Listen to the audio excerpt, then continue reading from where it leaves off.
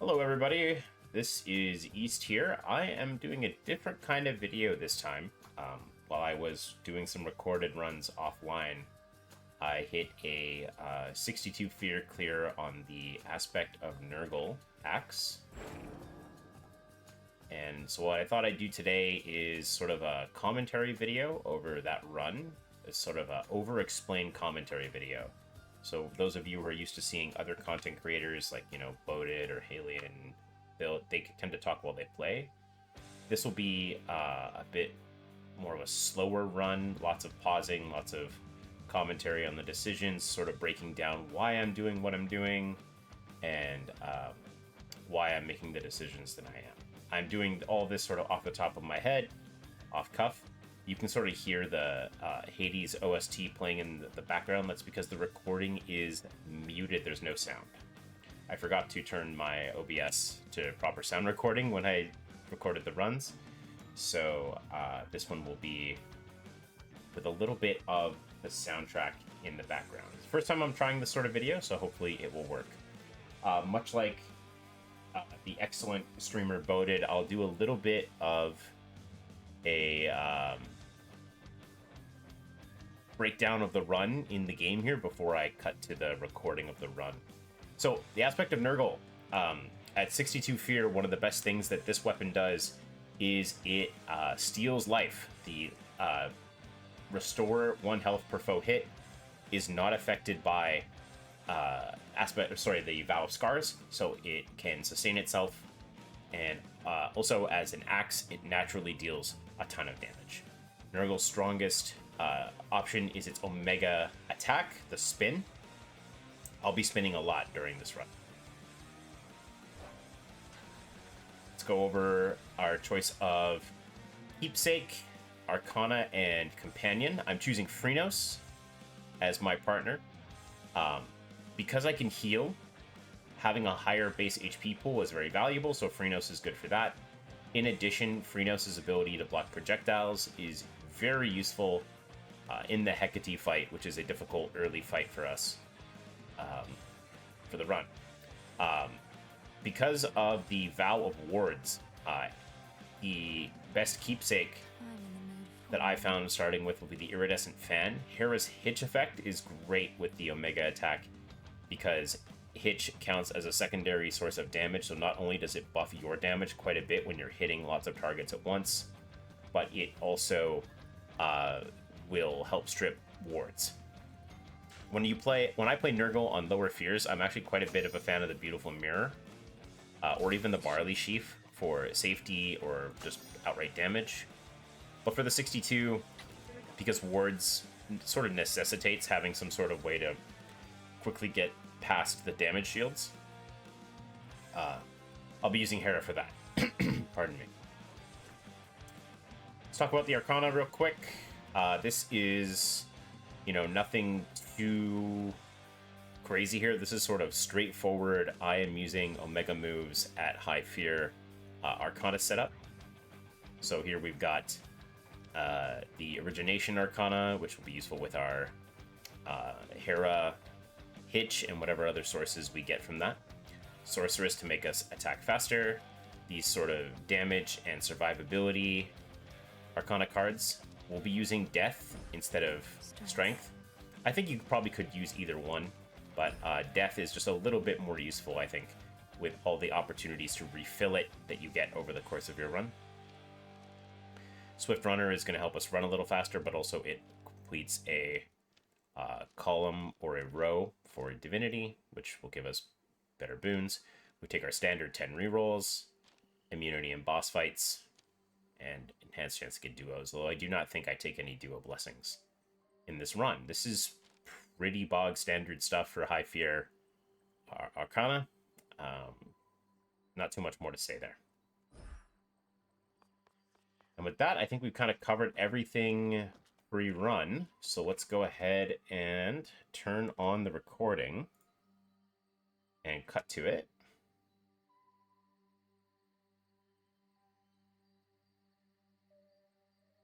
I acknowledge that Lovers Over Eternity is the conventional pick, but I still don't like it for Nergal. Yeah, I also like Unseen on Nergal. I also like Excellence on Nergal. I just think that it's the demands of 62 Fear are such that I just couldn't make it work with that stuff. Okay, with that, let's go ahead and I believe we're good to go to start the recording. So, as you'll see, like most other runners, I go ahead and reset my seed by saluting the statue there, and let's go ahead and get started. I'll pause the run over whenever I kind of feel necessary to do, and first of all, we'll start off with Erebus. So as you can see in Erebus, I am mostly just trying to kind of wiggle myself around while I'm spinning to hit as many enemies as possible with the spin. And we get about 3 or 4 spins per room until we run out of mana, or we find some sort of gain that helps us do that. As you can see, I sort of canceled that one spin a bit early. The lurker enemies, getting out of their way is sort of important there. This is a hammer. I bet you can't guess what hammer I'll be taking. You can see I'm trying to wiggle my way out of the range of the hippo's projectiles while also picking up the remnants and spinning over stuff. I'm doing the dash release trick. Yes, actually, I'm about to talk about that. So let's go ahead and pause the run here. So, whoops. Whoop. Back. Here. And pause. Okay. So, brief breakdown of what I'm doing so far with the run. You charge your Omega attack with the axe by holding down the attack button after you use it. And then as you've been seeing, I've been spinning around in a circle like an idiot, hitting everything and dealing a bunch of damage. Now, there are 2 ways to release this attack. You can simply release the button and you'll start spinning, or you can dash to release the attack. If you release the attack and then you dash, the spin is gone and you deal no damage. If you release the spin by dashing, you will dash to a new position as you start spinning. So it's a good repositioning tool on the axe to do it. However, there are a couple of problems with this. The first has to do with, as far as I can understand anyways, to do with how invincibility frames work in this game. When you dash in the Hades series, you get intangibility. Like, you can't be hit by things for a certain number of frames while you're doing that dash.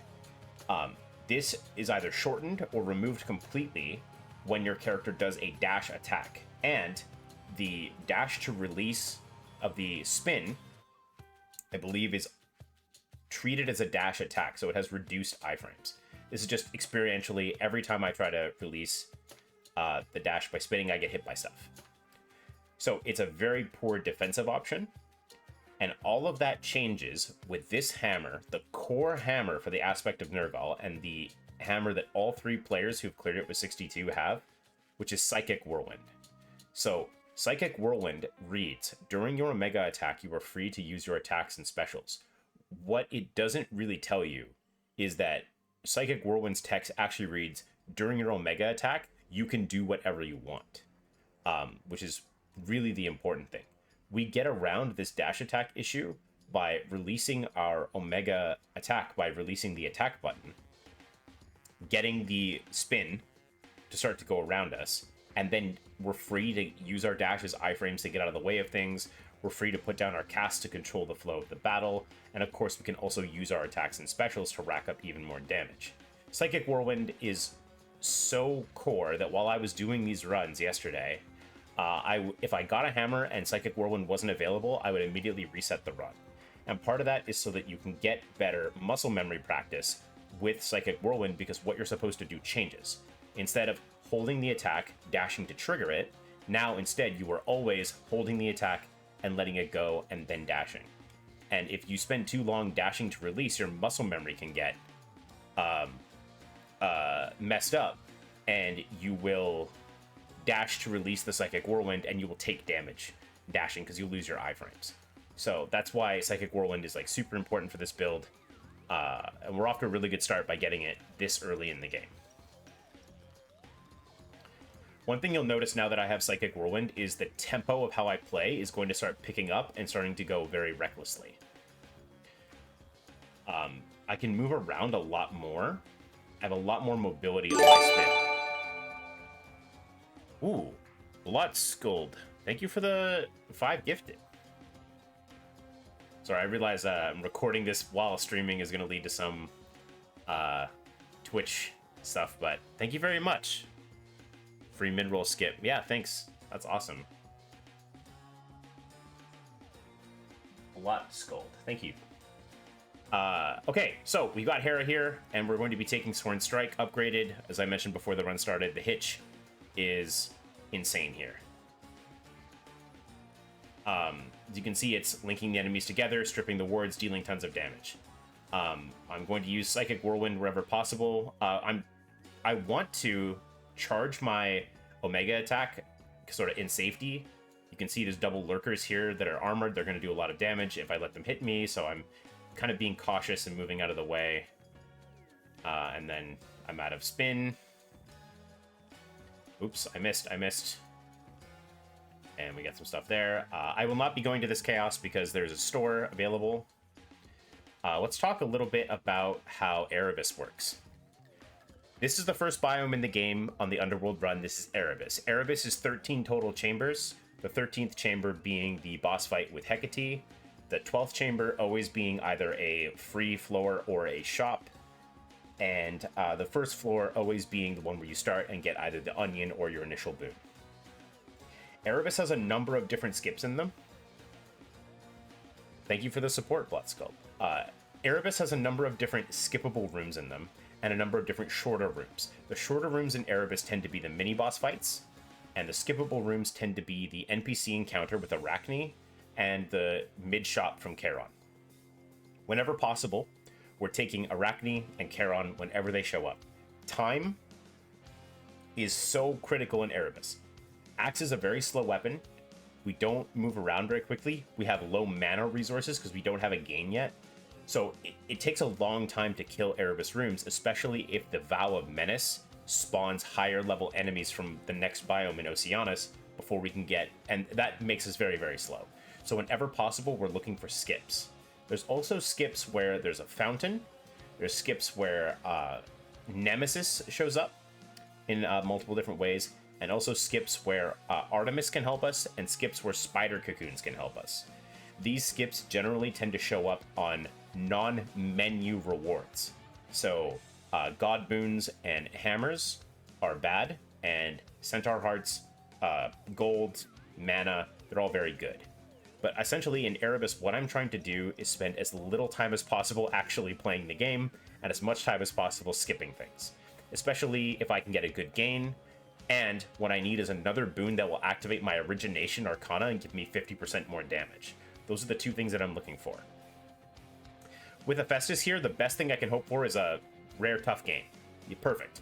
A purple tough gain from Hephaestus is exactly what I'm looking for. It's going to keep my mana up, and it's also going to make it so that I take less damage from enemies, both of which are very, very useful things. I'm going to choose to go to Aphrodite here because I don't think Ares can very easily apply a status other than special, and I would like Zeus to be on my special. Not much to say about that mini-boss fight, just spin behind him and then run into him again and kill him. I'm going off script a little bit here. Originally, I wanted something would apply weak to give me origination, but instead, I'm choosing to go for Spiritual Affirmation because that is going to give me 25% more health, which is very useful. I high roll here. Not only do I roll into... Hang on, I end up taking a common Heaven Flourish here. Not only do I re-roll the Obol into something that I felt was going to be more useful and hit a God boon that I wanted to see, but I also got the Fountain Room skip. So this is a very lucky floor for me. If you're counting floors, I believe I'm on location 8 or location 9 right now. Heaven Flourish is a huge damage amplification for this build. It's going to turn on Origination, immediately will get triggered and deal 100 blitz damage as soon as I dash into something. It's really, really useful.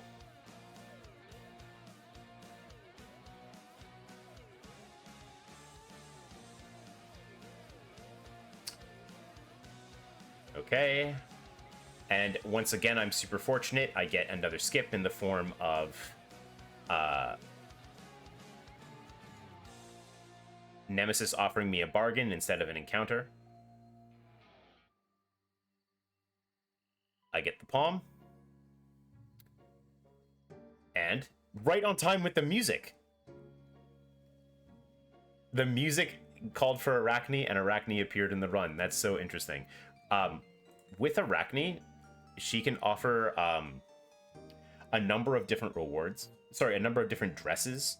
A lot of the dresses have secondary effects, like they can regenerate your mana, they can make you channel your moves faster, they make your casts or deal more damage, they regenerate your health. Generally speaking, on runs like these, you'll notice that I took something that secondary benefit didn't do anything for me at all, right? I took the Moonlight dress that makes your hexes cost 30% less mana to use. The only thing I tend to really care about in Arachne rooms are more effective hit points. So the most armor I can get is usually what I'm going to take.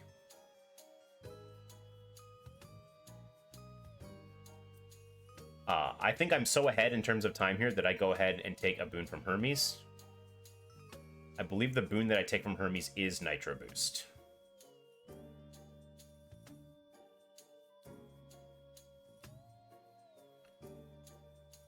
I'm not going to bother stopping for Hermes, though.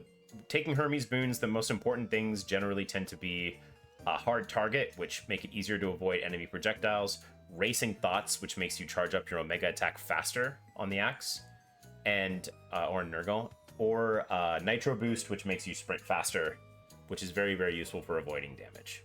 So yeah, Mean Streak, I saw Foolish took Mean Streak in one of his runs, and it worked out really well for him, but I have generally not been a huge fan. I don't have enough money to go to the store, and I want max mana instead of max HP, because I can heal my HP, and I also can only regenerate my mana by taking damage, so I would like to have a higher max HP pool. Let's talk about Hecate here. I'm not going to give a full technical breakdown of everything Hecate does. The Rivals boss fights in Hades 2 at 62 Fear are incredibly difficult. If anyone tells you otherwise, like, oh, Rivals Eris is easier, shut up. They're very hard. Hecate is doubly difficult for the axe. It's a slow weapon, and she tends to both move and strike very quickly and for a lot of damage.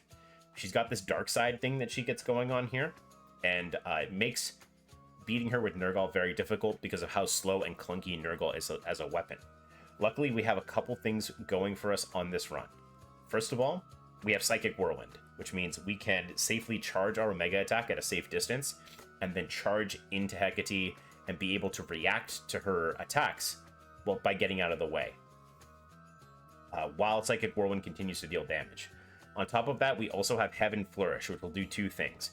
Heaven Flourish will amp up our damage with our spins hitting her. Also, if Heaven Flourish applies the Blitz to Hecate and she does her Triple Divide split, the Storm Cloud will remain over her head and help me recognize which one is the real one. The third thing we have going for Hecate is that this Erebus was extremely fortunate with skips, and we actually have 2 minutes and 18 seconds left, and we're full health with a dress still on. So we have all kinds of resources. We can afford to play a little bit stupid in this fight and still come out okay, which actually relaxes me as a player quite a bit. So it's always 2 waves and 1 set of, I don't know what to call those, projectiles. As you can see, I'm releasing the spin and then trying to dash behind her, or just moving around. The fake Hecates don't tend to move, don't tend to run around, so one of the ways I tell which Hecate is which is by if she ever starts running around. This is not my favorite intermission attack. None of them are, to be totally honest with you. I'm trying to just deal with these. I'm not using my cast maybe as much as I should to trap the witches, but I'm kind of dealing with it as best I can. You saw me briefly pause there. The animation in which Hecate splits up is detectable. Very good second phase there. Got behind Phrynos to block the trap. Sorry, the hex. but I'm very bad at dodging those shockwaves. Looks like we're okay, though. I paused for no reason. I could only see this Hecate, but it happened to be the real one. Very nice for me. And again, I can see the numbers popping out. Means I know what the real one is. I take a little bit of time here and don't close on her right away, so I don't take too much unnecessary damage. And that's the Hecate fight.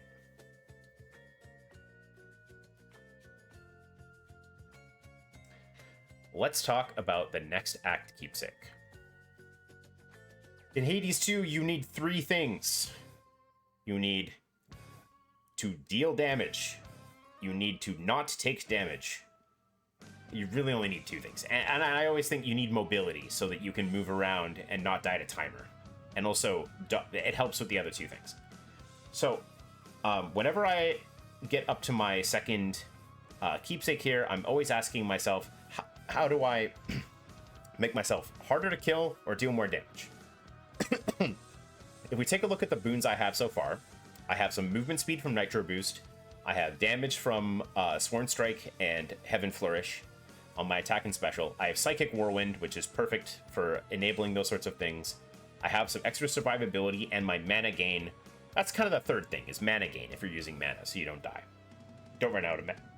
So I won't run out of mana here because of tough gain, because Lord knows I'm going to be taking damage over the course of this run. And time, yeah, time is sort of a function of dealing damage as well. Okay, so there are a couple things I'm thinking about. My boons are really good, but both Nitro Boost and Heaven Flourish are common. So if I take Aromatic Vial here, I can get one of those to Heroic and either increase my defenses with the extra damage shields from Nitro Boost, or increase my damage remarkably with upgrading Heaven Flourish. I'm going to take that option. I'm not sure it's 100% correct. There are other things you can take here. Oftentimes, I do not have as good of a Hecate fight, and I'm at low or no death defiances, and I will take the Athena keepsake instead to get my death defiances back. Or maybe my gain is not as strong as this tough gain, or I want more safety, like I have like a Born gain or something from Hera, and I don't want to ever prime out, so I'll take Silver Wheel. I tend not to take things like the Ghost Onion to restore health, because Nergal restores health naturally. And in Oceanus, I will restore health pretty readily, because there's lots of rooms that are giant mobs of enemies. Perfect for Nergal. Engraved Pin is never a bad keepsake to take. It keeps you alive for longer. Very useful in the boss fights. Knuckle Bones, I think, is low-key kind of good against the Sirens as well, for reducing the damage you take from them. But, as I said, if I get either Nitro Boost or Heaven Flourish, preferably Heaven Flourish to Heroic, my damage takes off, and I'm looking really good. So I'm going to sit there and think about this for a little bit.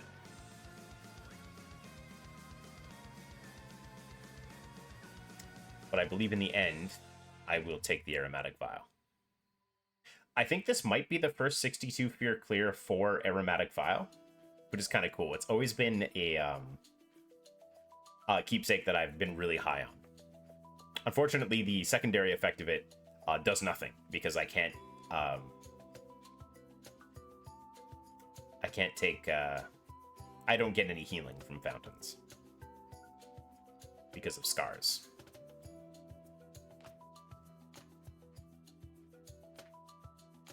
So I get Nitro Boost rarefied. That's pretty good. I mean, in boss fights, I will have 7 damage shields, and every bit counts.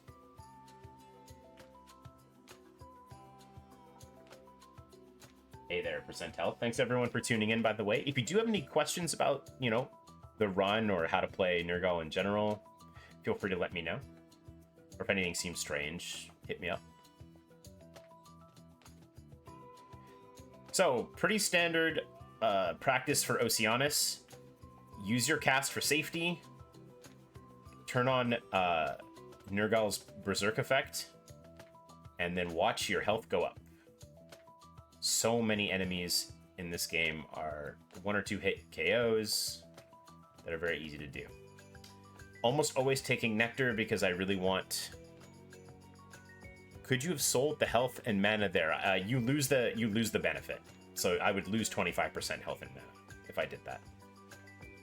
Also, I tend to want to keep wind boons because Aphrodite can give you wispy wiles, and that's gives you more evasion for every wind boon you have. So Zeus can also give air quality, although that probably won't be relevant here. Armored lurkers always have to be a little on the careful side here. Oh, thank goodness for my nitro boosts that are now all gone because of the steam vent. Good stuff. I end up going to the store here, even though I don't have enough to buy a boon, just because I want the extra free floor. I go to Narcissus as well. This is an extra free floor.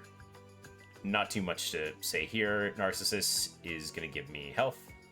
Whenever possible, you want to take free floors in this game. I think that's pretty non-controversial. And we get Aphrodite mini-boss. The Serpent is pretty easy with Psychic Whirlwind. The key is to like not get careless and get hit by the laser beams on the ground. I-frame the melee attack. Always keep charging up a new spin while you're doing the original spin. It's pretty straightforward.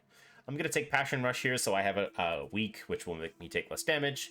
I check if Rapture Ring's available, because I don't remember, but Rapture Ring is gone.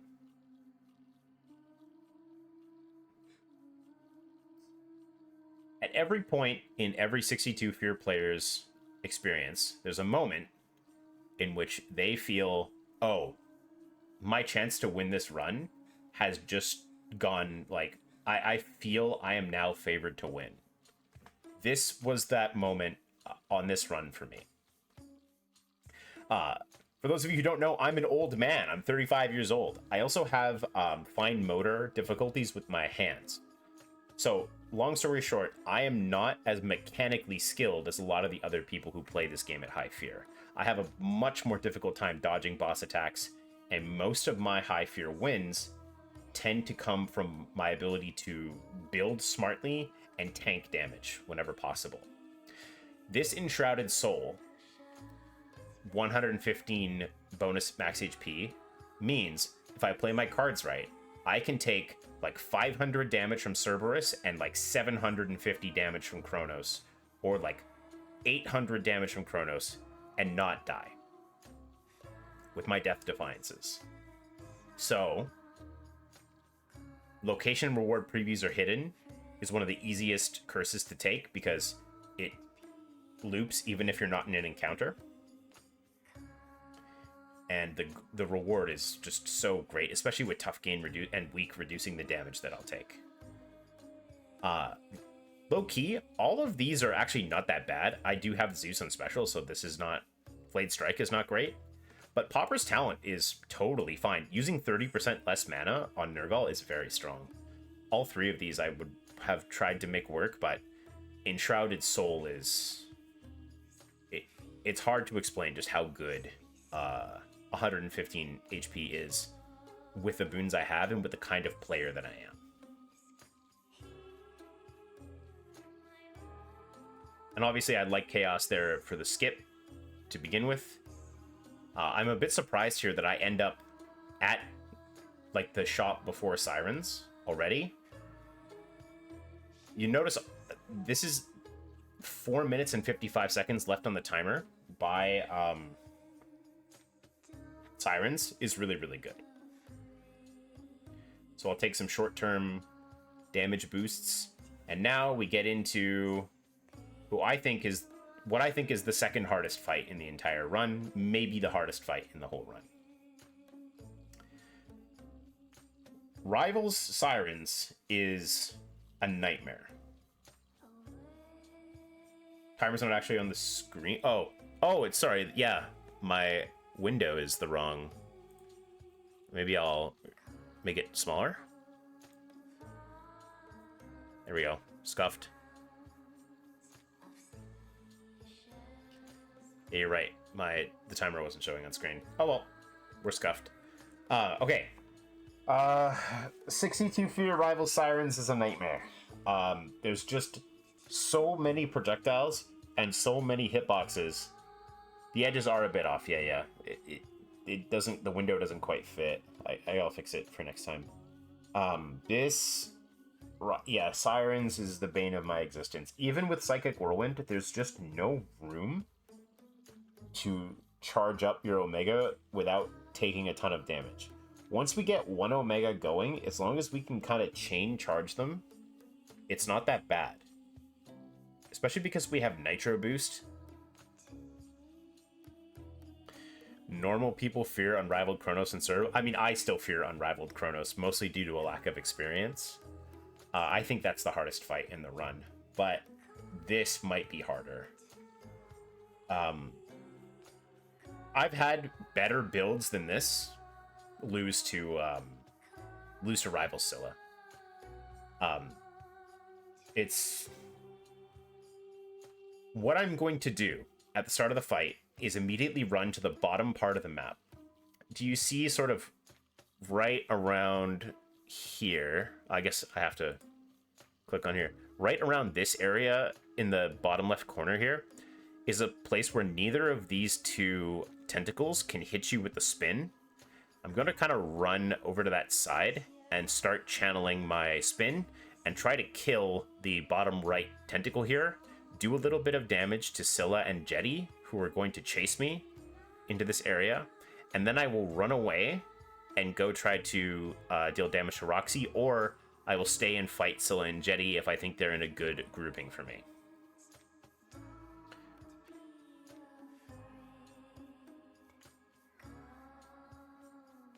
Good, I managed to get the KO. I go a little bit too early back to Roxy because now Scylla's on top of me, and when all three of them are fighting you at the same time, it can get really hard. You can take a lot of damage. Thankfully, I have lots of damage myself, and I managed to get both Scylla and Jetty out of the fight really quickly. Once you can kill one or two of the Sirens, the fight does slow down, and it's more of like a execution. Like, can you keep track of Charybdis's projectiles while also dealing heavy damage to them? So we've got a featured artist here, and I decide the best thing I can do, I think, at this point is just to run it down. I have lots of damage and lots of health.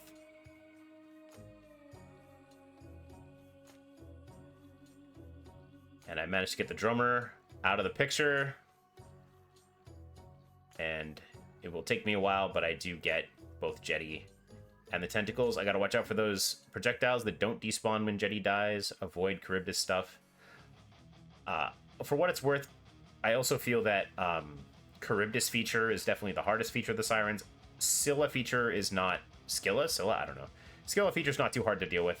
And thankfully, with Tough Gain helping us out, reducing the damage we're taking, we're looking good.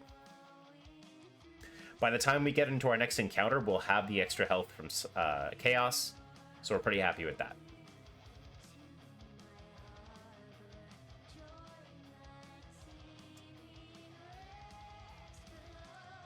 When talking about our keepsake for fields,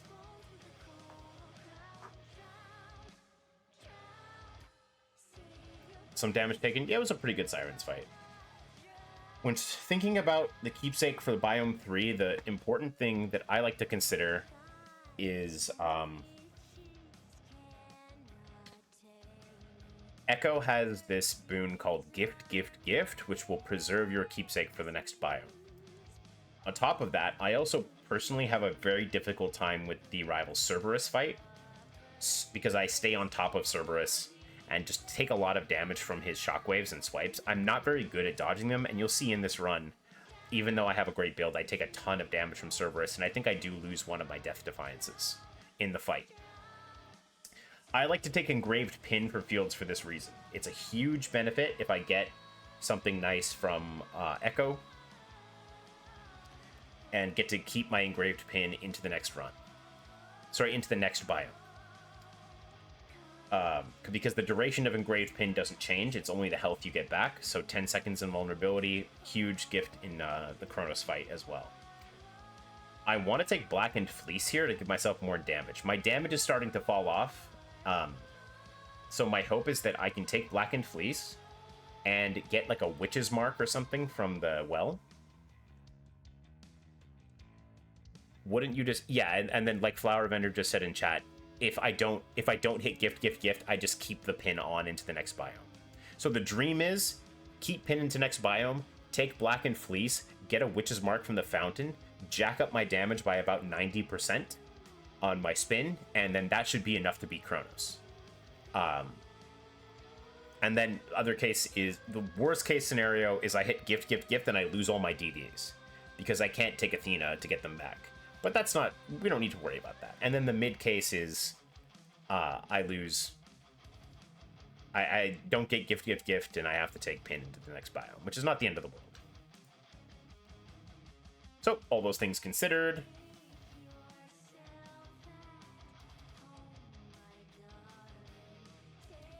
I don't think I've ever heard this verse of the, of this song, because the solo fight's always over before that. I'm also, like, my heart is kind of beating a little bit here, because I know this is, like, one of the better runs that I'm going to have for the night. And yeah, I think you see me hover Blackened Fleece, yes. So I want that 40% damage. I also wouldn't mind, like, Luckier Tooth or even Knuckle Bones for Chronos, but I'm going to take Engraved Pin, and then we'll see what happens.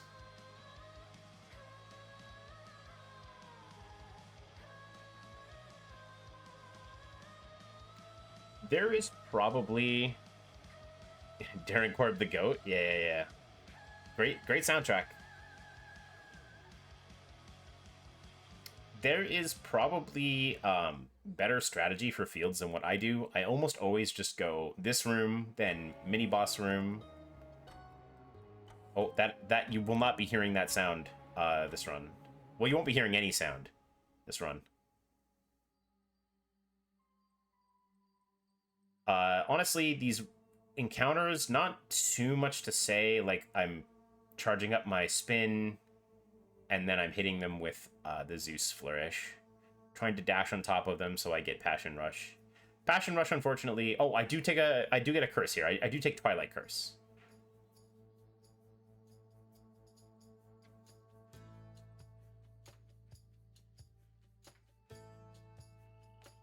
Twilight Curse is going to save me a lot of health throughout the course of these next few encounters. As you can see, I've actually run out of mana and intentionally take some damage here, and then try to heal it back up. Tough Gain. This is sort of the thing about Tough Gain that's not so great.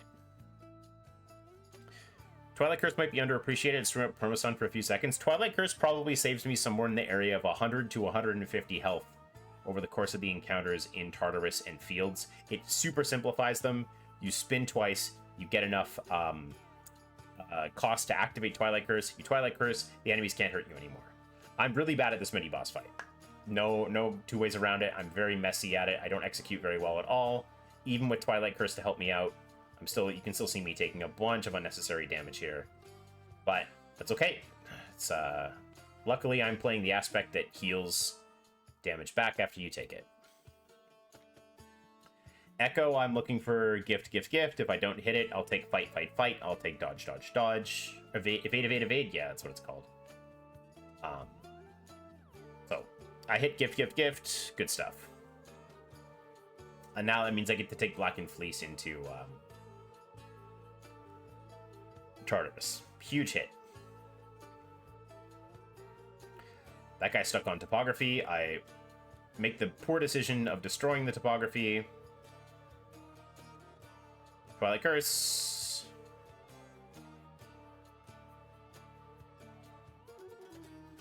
Oh, this is surface music. Whoops. I should have did Underworld only playlist. Yep.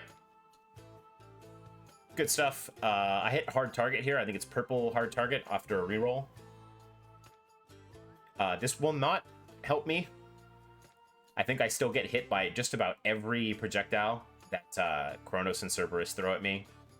But it's not so bad for dealing with like Tempestuses, Tempi, blowing your opponent's projectile speed. I once again must take damage, and I'm a little concerned about my maximum mana now because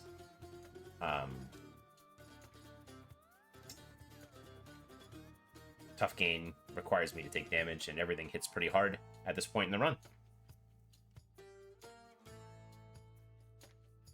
They actually make the sides count as projectiles. Oh, do the boomerangs not count as projectiles for the purposes of hard target? Am I just dumb? I thought they did. Oh well.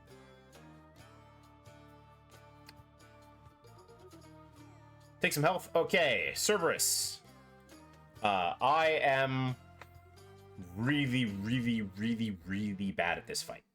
Compared to other high fear players, this is my worst fight in the run, other than maybe Kronos.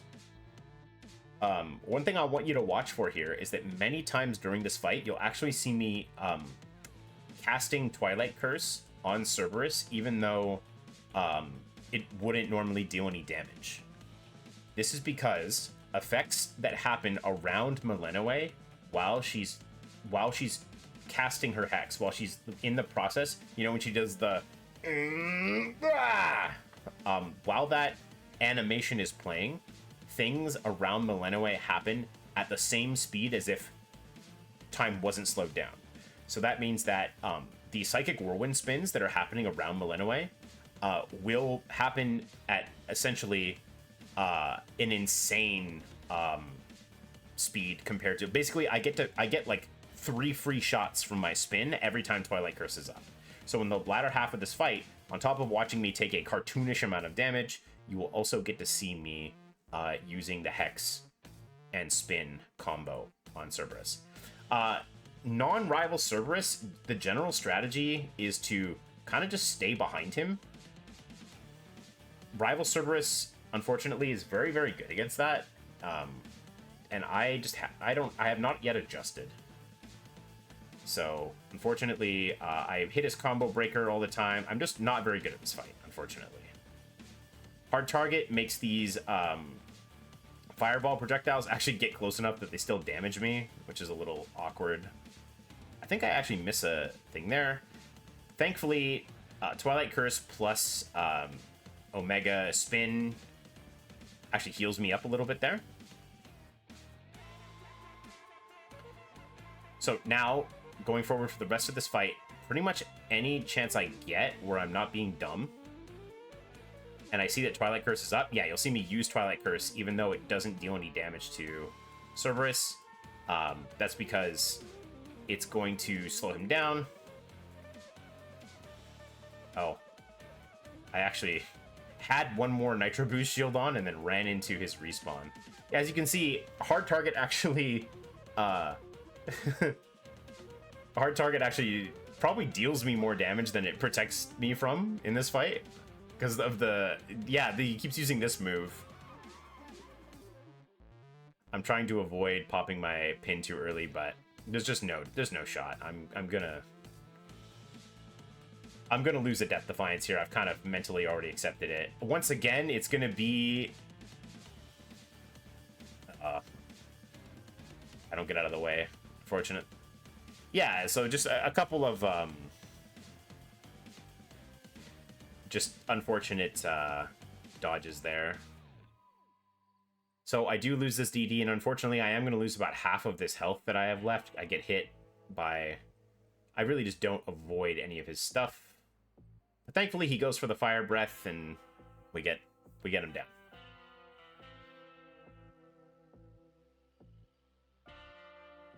I'm not going to pause to talk about Olympian Calls gave you immunity frames. Nice. I didn't know that.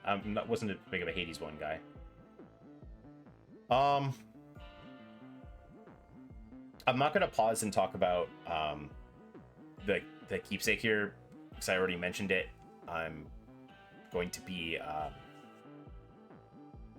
taking Blackened Fleece, and then I'll probably do at least one reroll in the shop in the Charon Well to look for Witch's Mark. Both of those things are going to boost up my damage quite a bit. So Blackened Fleece. This is all garbage. There it is, Witch's Mark. I've never ever taken. I went to the Purging Well there to see if it was worth it for me to roll for a Death Defiance.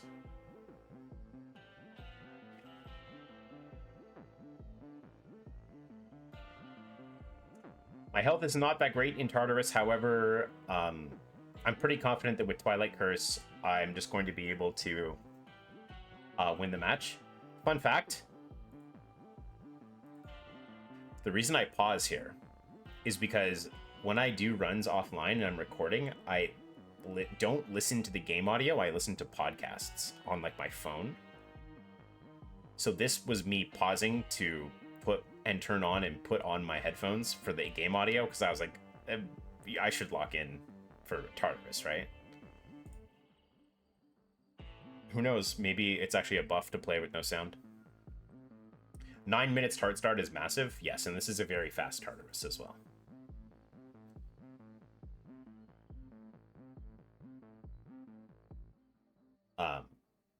Tartarus is generally like a pretty threatening biome. Lots of enemies that deal a ton of damage. Thankfully, Twilight Curse is one of the best hexes we can have, and Nergal's boosting our charging speed and also healing us. It means that I believe I net gain health in every room that I'm in. To be fair, Flower Vendor, I normally do listen to the game audio. Just sometimes when I'm just grinding out runs, I don't feel like there's no audio cues you need in this game. This is the fastest 62? No, surely the other ones are faster. Oh, briefly, I'll talk about Hades real quick. Oh, you maybe set yourself up there. Yeah. I get too distracted. What was I about to say? So for Hades, the main thing is I want Deep Descent. So I roll for it. Other things that I'm happy to see are Unseen Ire. Gigaro's Dash is whatever, it's fine. Last Gasp is also fine. It's like 30% more damage or something like that. Or no, I guess because I haven't actually lost my DDs yet. Nergal 62 up being that fast. I don't know. I think Boded's Nergal was actually pretty fast. I think so was Foolish's, right? I don't actually know what their times are if someone wants to look them up, but... as you can see, I'm regaining health. I'm pretty happy to see most weapons would not be that happy to see such a large crowd of enemies, but Nergal loves it. That's what makes Nergal go fast.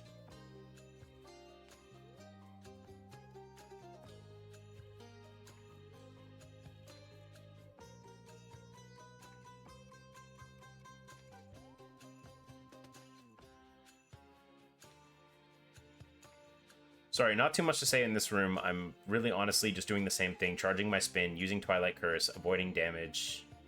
I believe I take damage there. I'm not going to say that was intentional, but it was good timing because I was running out of Tough Gain. Spoiler alert, Tough Gain will not be an issue in the Chronos fight. Because I take a lot of damage in that fight.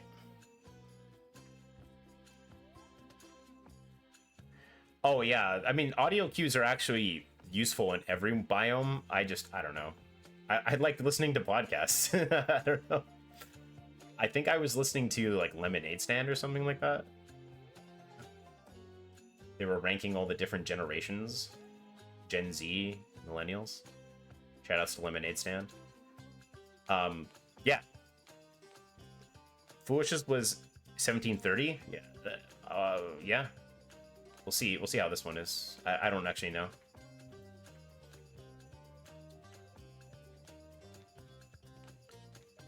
This was like the god run though. I got so many skips. I got a great build. Psychic Whirlwind floor 3, right? Twilight Curse to like make rooms so much easier. Almost everything that I've wanted to go right in this run so far has gone right. I almost messed it up in Chronos though. Yes, Unrivaled Chronos takes a really long time. And for the final thing to go right before Chronos, I hit the Death Defiance that ends up... This is sort of the point at which I'm like, okay, I'm probably going to win this run. I just have to not screw up against Chronos. Which I do several times. But we're okay.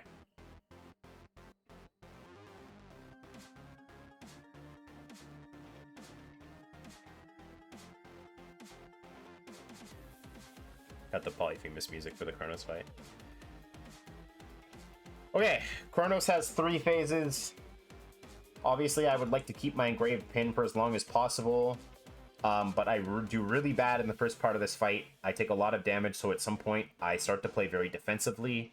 And I keep my pin proc for the last part of phase 1. And then after that, it's just hoping that I get good cycles. Deep Descent that I took from Hades is going to stop Chronos from summoning the mini-boss during his final phase transition.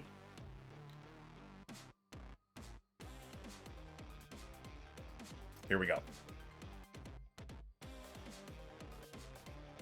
Because I have Twilight Curse, I'm not super interested in going to hit the ads. I'm kind of just trying to get it going as fast as possible and then use it. As you can see, though, I'm kind of focused on trying to do that, and as such, I'm not doing a great job of avoiding Chronos' attacks.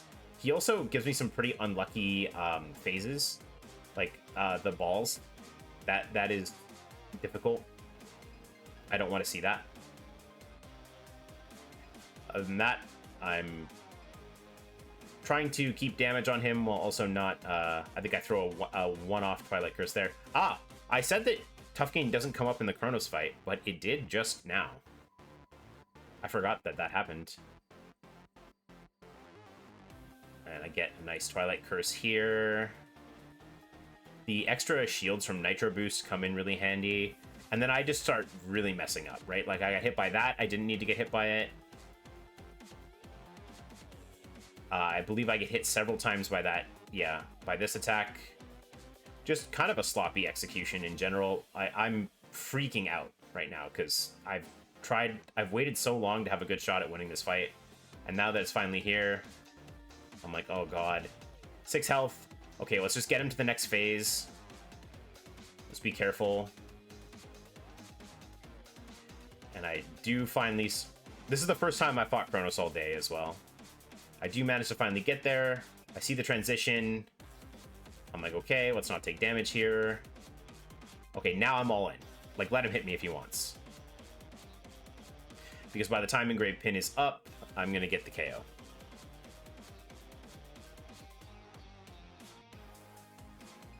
I always do a little bit of damage to Chronos before the bubble comes up.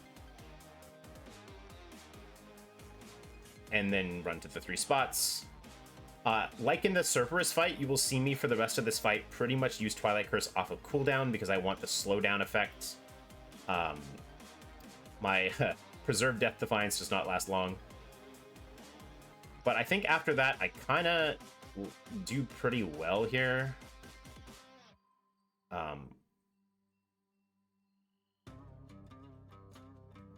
It's such a small battlefield and there's so many effects going on right now. Luckily, I managed to have him use the insta-kill in a way where none of the clock hands could really reach me. I think I take a little bit of damage here from one of the balls that are going around. A nice Twilight Curse to sort of disable the Tempests from healing him. And I can see that he's really low, so I'm just going to go ahead and dodge his attacks and get on top of him. So that was a really pretty good second phase. And now I'm pretty much like, let's just bring this home. All right, let's actually pause and talk a little bit about Phase 3 Chronos. So Phase 3 Chronos has a few notable attacks. One of them is at the start. He does this sort of like teleporting to all these different clock areas and using lasers on you. My strategy for this is more or less to just run in a counterclockwise circle. If I have any sort of speed boost, I don't need to dash. I can just run, and he generally doesn't hit me. I sometimes will need to dash once in a while to avoid stuff. My visual cue for the lasers being about to end is when I have to dodge the shockwave that comes out. That's sort of my symbol that Kronos is going to show up near me. Yeah, they do deal a lot of damage. The strategy for pretty much every other part of the fight except for his transition is to activate Psychic Whirlwind, react to what he's doing, dodge him, hit him, activate Psychic Whirlwind while I'm hitting him, keep my distance from him, because Kronos doesn't have too many things that are like really devastatingly strong that he can do from off screen or like really far away that I can't react to. And most of the things other than the dash in attack that he does, other than his dash into Scythe Swing, most things that he does from far away you can avoid just by dashing away from him. So a couple different times in this fight, I'm going to try and keep my distance from Kronos, charge up Psychic Whirlwind, and then approach him, dodge his attack, and then lay on the damage. Hopefully it'll work out. It's worth pointing out that I have made it to this part with 2 Death Defiances left, which means that I functionally have about 500 hit points left. I almost lose.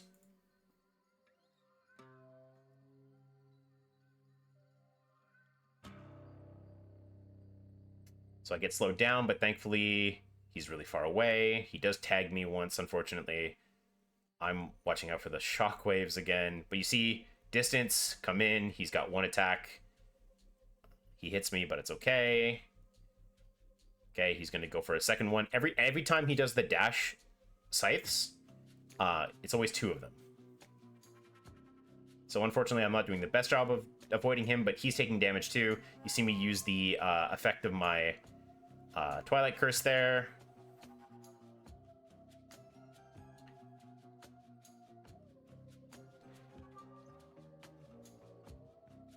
Oh, okay.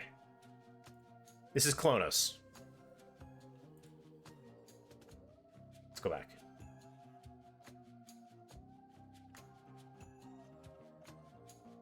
Here. Okay, when Kronos gets to about half health, he turns invulnerable and he summons my favorite friend, Kronos. After he summons the clone of himself, which I believe almost always just chases you and tries to swing scythe at you, as soon as I see that he's summoning Kronos, I run away. I just full-on sprint as far away from him as I can get. After he summons Kronos will do a set of 4 dash scythe swings.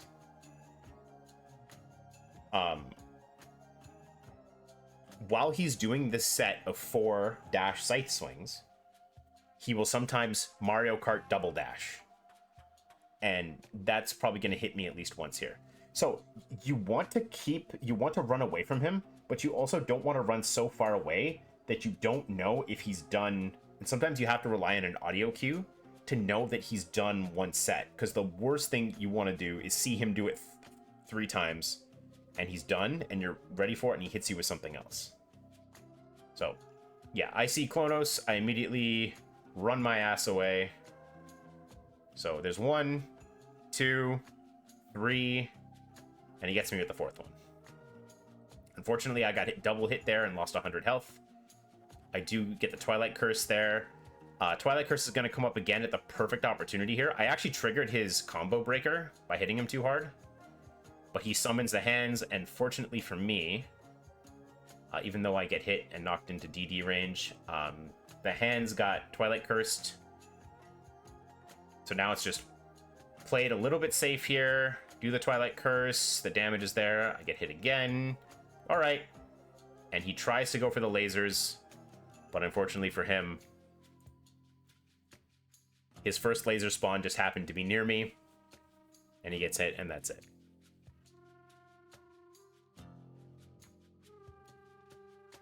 Pretty happy with this run overall. I can play the boss fights a lot better. I'll tell you right now, I will not be playing Nergal again at 62 for a very long time. I think my face is about to appear. Yeah, let's move me out of the way. Or past me. Okay, let's rewind that. See if we can get.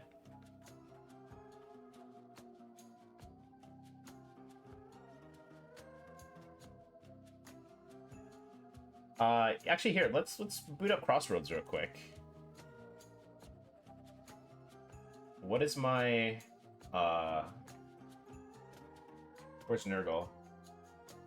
Yeah, I guess that is actually the 62 Fear that is the 62 Fear speed record, isn't it? Under 17 minutes.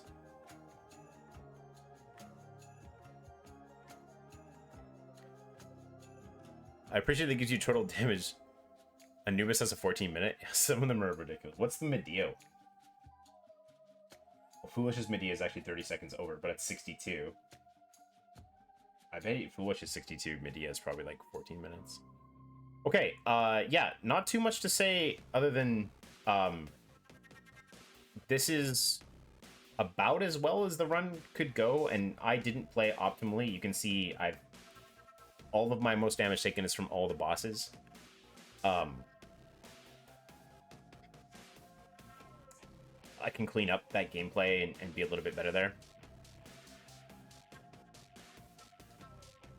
Other than that, though, I'm pretty happy with how the encounters went, like the individual rooms. I didn't give up too much health. Twilight Curse was obviously very powerful there.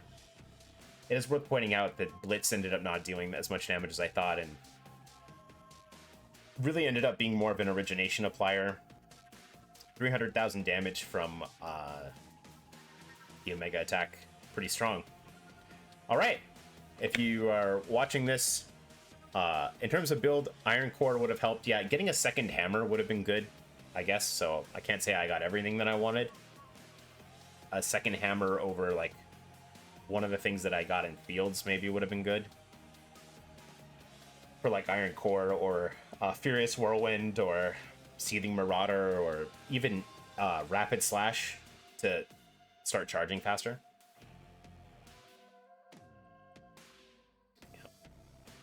But yeah, that's the end of my Nergal quest for now. If you're watching on YouTube, thanks for watching. I'm going to try and do one of these over-explains every time I end up finishing a run at 62. And love this weapon, but I'm not doing this again for a very long time. Thanks for watching, everybody. Thanks for being around in chat, Twitch chat, and I will see everyone later.